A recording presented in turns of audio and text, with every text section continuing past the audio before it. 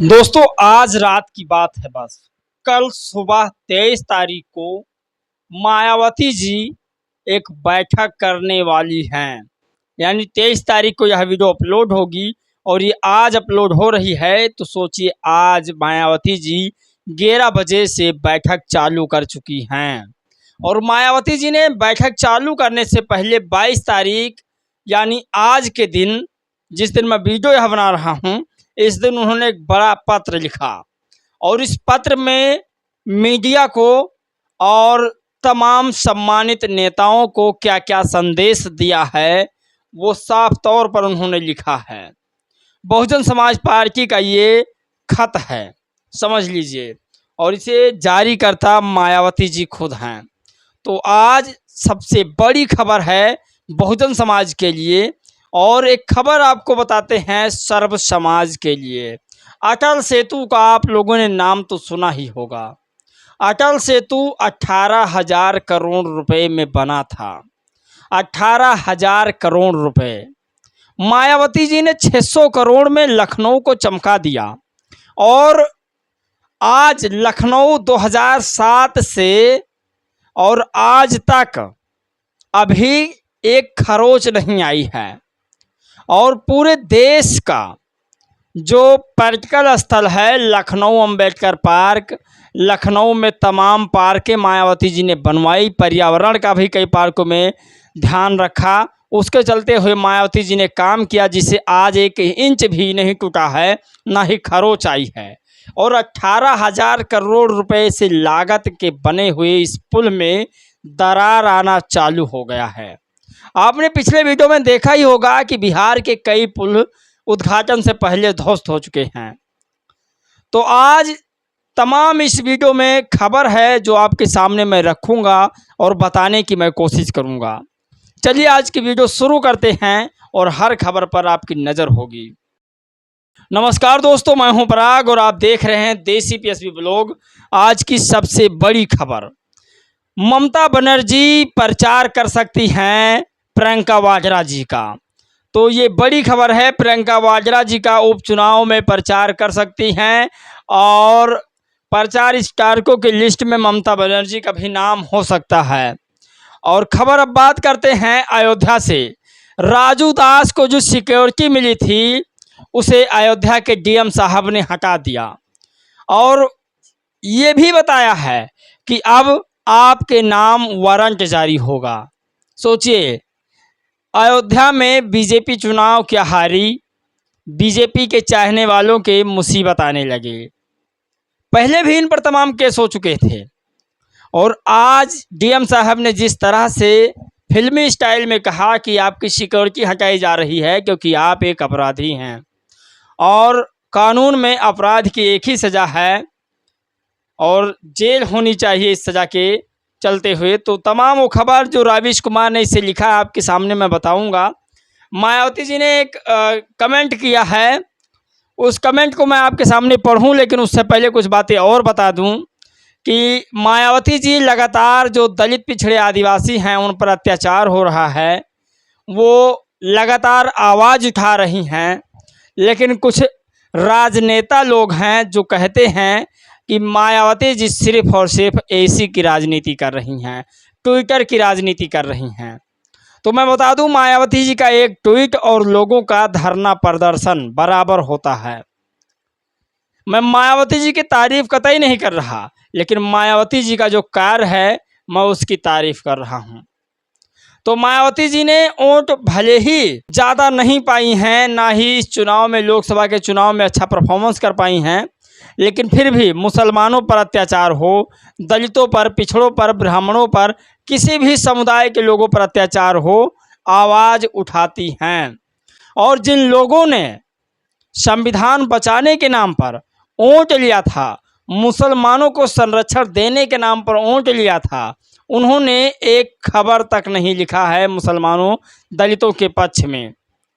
तो मैं आपको उस खबर के बारे में बताता हूं जो मायावती जी ने लिखा है। यूपी के फिरोजाबाद जिले में एक दलित कैदी की जेल में जिस प्रकार से जान ली गई है, यह अति दुखद। सरकार दोषी पुलिसकर्मियों के विरुद्ध सख्त कार्रवाई करे तथा पीड़ित परिवार की पूरी मदद भी करे। सोचिए, ये सबसे बड़ी खबर है। और आगे की खबर की ओर बढ़ें तो जो रावीश कुमार ने लिखा कि दोनों तस्वीर पहले आप देखिए। रावीश कुमार जी लिखते हैं, ये दो तस्वीर आपके सामने आ भी रही है, इसे आप देखिए। एक में राजू दास जी हैं और एक में डीएम नीतीश कुमार जी हैं। तो ये दोनों तस्वीर कुछ कह रही है। राजू दास के ऊपर जो मुकदमा था उसको बताते हुए नीतीश कुमार डीएम साहब ने उनकी जो सुरक्षा थी उसको हटा लिया है और साथ में ये भी कहा है कि अब आपको सुरक्षा मुहैया नहीं हो सकती है क्योंकि आप एक अपराधी हैं और राजू दास का आपराधिक इतिहास पाया गया है। 2013, 17 और 23 में राजू दास पर आपराधिक मुकदमे दर्ज हैं। वह कभी अयोध्या वासियों को गाली देते हैं तो कभी प्रशासन को वह सुरक्षा प्राप्त होने का माहौल बना रहे हैं, इसीलिए सुरक्षा हटाई गई है। लास्ट में रावीश कुमार जी ने लिखा कि ऐसे अधिकारियों को सैल्यूट है जो न डरते हैं और न झुकते हैं। सोचिए, आप इस बात की कल्पना नहीं कर सकते कि सरकार के खिलाफ अधिकारी को बोलना मतलब उसको अपने पद से इस्तीफा देना होता है। लेकिन कुछ ऐसे निडर, कुछ ऐसे लोग होते हैं जो सिर्फ और सिर्फ कानून को मानते हैं। उनमें से ये नीतीश कुमार डीएम साहब एक व्यक्ति हैं। तो ये सबसे बड़ी खबर है। और ममता बनर्जी जी प्रचार कर सकती हैं उपचुनाव का, प्रियंका गांधी जी का। तो ये सबसे बड़ी खबर। दो तस्वीर आप देखिए, ये दो तस्वीर है अटल सेतु का, जिसका किराया बहुत महंगा है उस पर आने जाने का। तो इसे सुपेरिया जी ने लिखा जो कांग्रेस की प्रवक्ता हैं। तो कांग्रेस के प्रवक्ता जी ने इसे लिखा कि 18,000 करोड़ की लागत से बना मुंबई का अटल सेतु, जिसका उद्घाटन नरेंद्र मोदी ने 12 जनवरी 2024 को किया था। खूब पीआर हुई, फिल्म सितारे का शूट भी कराया। अब पुल की मौजूदा हालात यह है कि जगह जगह दरारें पड़ रही है। इस लूट को क्या नाम दीजिएगा? सोचिए, लखनऊ को चमकाने में महज 600-700 करोड़ रुपए का खर्चा आया था और आज अंबेडकर पार्क हो, काशीराम पार्क हो या लखनऊ की जो भी पार्क या जो भी बहन जी ने बनवाया था, उससे करोड़ों रुपए सरकार को फायदे हो रहे हैं और अभी तक उन तमाम चीज़ों में 1 इंच खरोच तक नहीं आई है। तो ये मायावती जी की कार थी और लोग आज 1-2 सीट जीतने वाले नेताओं की बराबरी मायावती जी से कर रहे हैं। कुछ लोगों ने तो मुझे कहा कि आप बहुजन नेताओं को तोड़ने के कोशिश कर रहे हैं। तो दोस्त, मैं आपको बता दूं कि बहुजन समाज हम सबका है और मैं उसे तोड़ने की साजिश तो बिल्कुल नहीं कर रहा, क्योंकि मैं चाहता हूं कि बहुजन समाज का ही व्यक्ति कोई पीएम बने और पीएम बनकर इस देश की कुर्सी पर बैठे और दलित पिछड़े आदिवासियों के हित में फैसले दे। तो ये सबसे बड़ी खबर है। लेकिन मायावती जी ने जो आज एक पत्र जारी किया है उसके बारे में आपको बताते हैं।